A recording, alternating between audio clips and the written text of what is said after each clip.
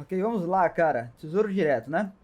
Os títulos de tesouro direto, eles podem ser divididos de duas formas, né? A primeira forma de se dividir títulos de tesouro direto é com cupom e sem cupom.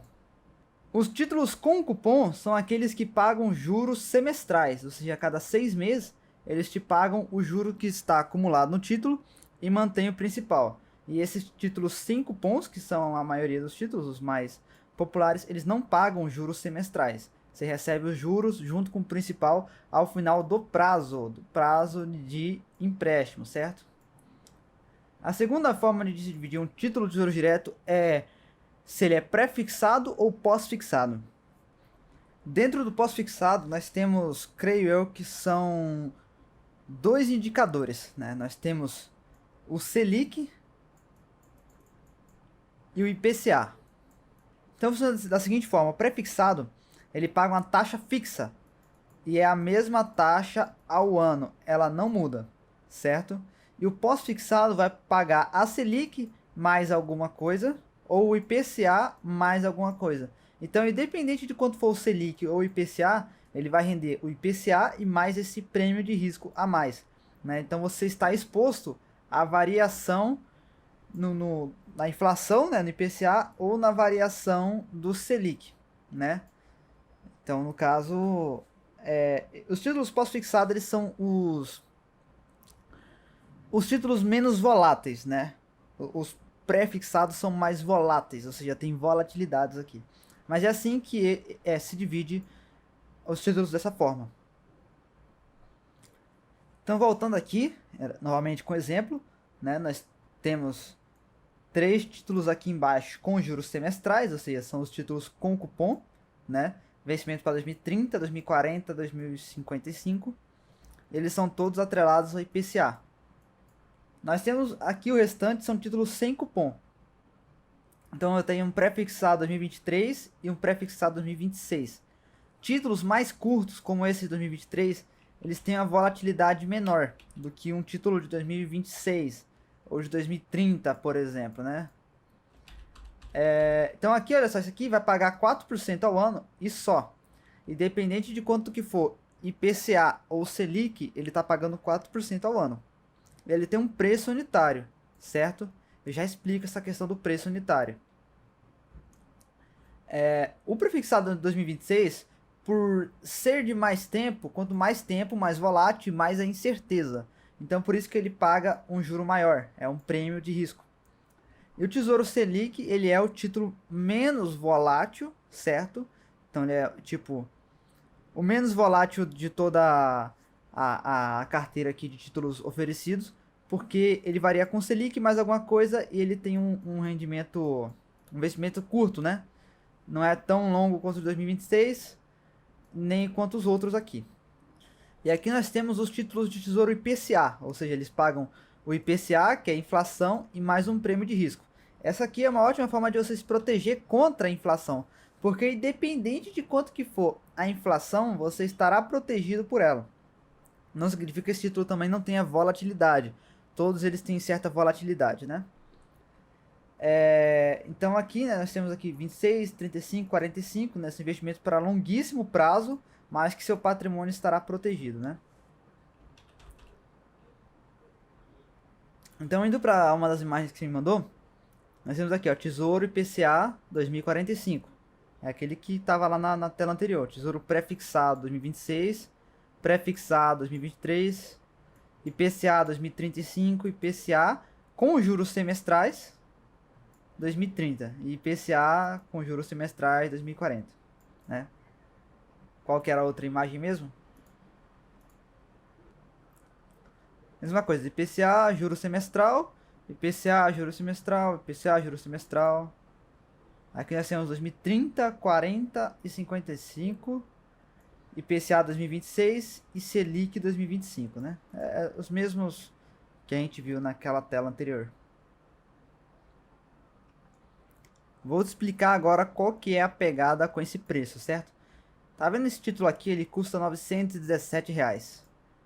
Quando você chegar em 2023, o valor unitário dele vai estar por R$ 1.000. Ou seja, a relação da diferença entre o preço que você paga agora e o preço que vai estar ao vencimento, que será de 1.000, é o que vai ser elevado pela taxa, né? Então, se eu pago R$ 917 por um título que vai valer 1.000 daqui a alguns anos, então a taxa anual é esta, né? Por quê? Porque o Tesouro vai te vender um título por R$ 917 e em 2023, na data do vencimento, ele vai pagar 1.000 por este título. Mesma coisa aqui, né? Aqui, mesma coisa. Ele te vende por 734, mas nesta data ele vai te pagar 1.000. Aqui é outra pegada com o Tesouro Selic, né? Mas é algo parecido, né? É basicamente a mesma coisa. Só que como esses aqui são títulos pós-fixados, o governo não tem uma estimativa de quanto que ele vai te pagar ao final do período, né? Então ele vai rendendo com o tempo. Por ser pós-fixado, ele vai variando, né? Vai ter épocas em que ele vai render mais e vai ter épocas em que ele vai render menos, né? Como agora nós temos uma Selic a 2%, mas no tempo do governo Dilma estava 14%. Então o cara que comprou um título desse lá atrás, o cara comprou o título para 2045 lá no governo FHC, por exemplo, ele passou por um monte de épocas diferentes, né? Então, por exemplo, teve aquela época que o juro do Selic estava em 45% ao ano, né?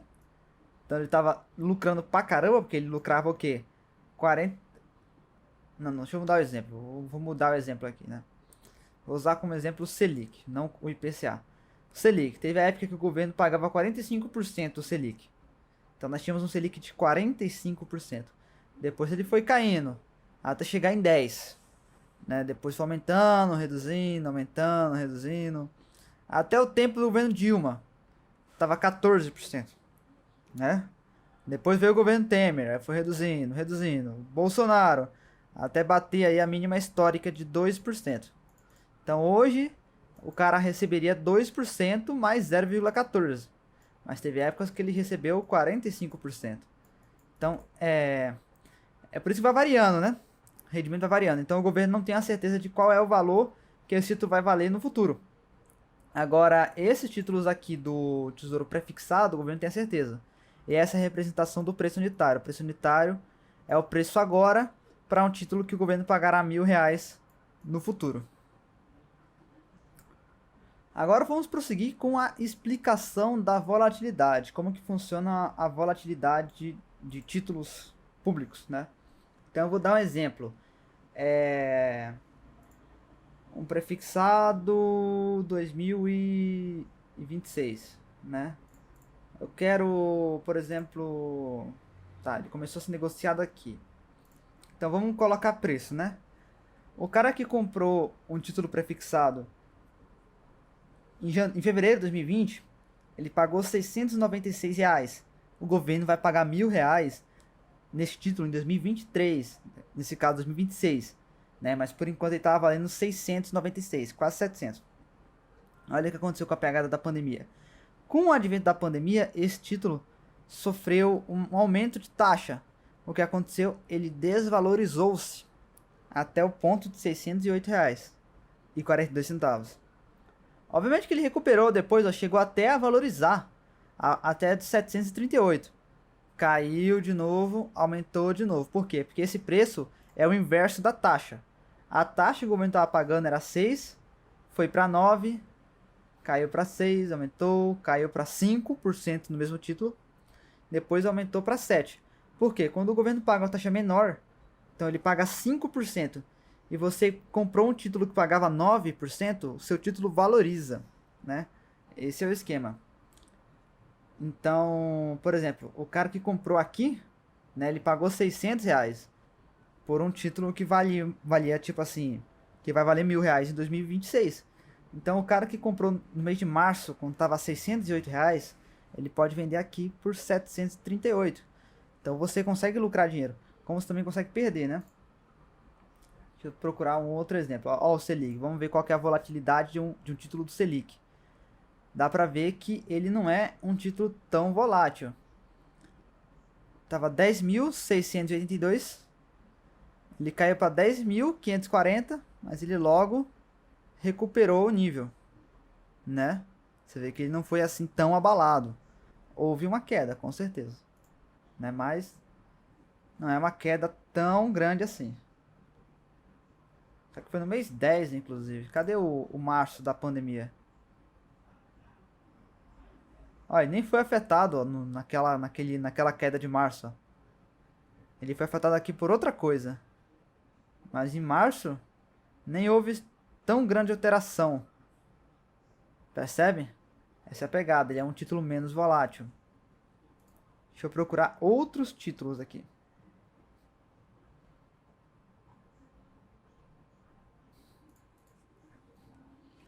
Aqui, por exemplo, o Tesouro IPCA mais 2045. Dá pra ver que ele tem certa volatilidade, né? Ele vai subindo e descendo. Até que chegou a valorizar bastante o título e depois teve a queda de março. Né? Olha só, de 1.400 para apenas 1.047. Então, novamente, títulos têm volatilidade. Qual que é a pegada aqui? Se eu compro um título desse e eu vou manter até 2045, o risco é zero. O governo vai me pagar aquela taxa contratada.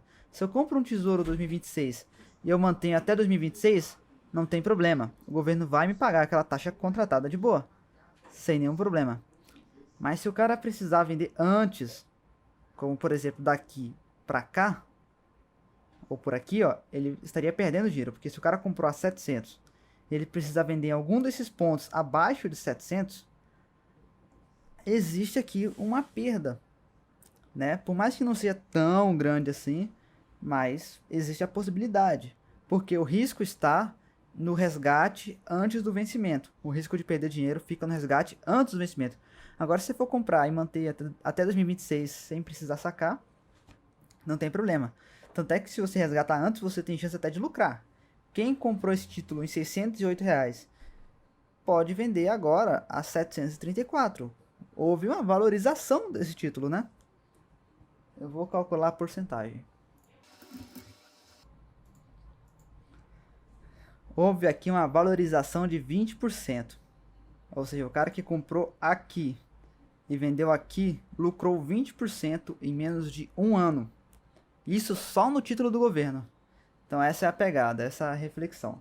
Bom, eu acho que isso aqui é o basicão de tesouro direto, né? Não esquece que se você pegar um lucro desse daqui para cá de 20%, ele não está isento de imposto de renda. O governo vai te cobrar um imposto de renda em cima disso, né? Mas isso é calculado logo na hora de sacar, imposto de renda retido na fonte. Se você manter até o vencimento, você acaba pagando um imposto bem menor. Óbvio que com a taxa bem menor, né? Mas é isso aí. Qualquer dúvida, manda aí no zap.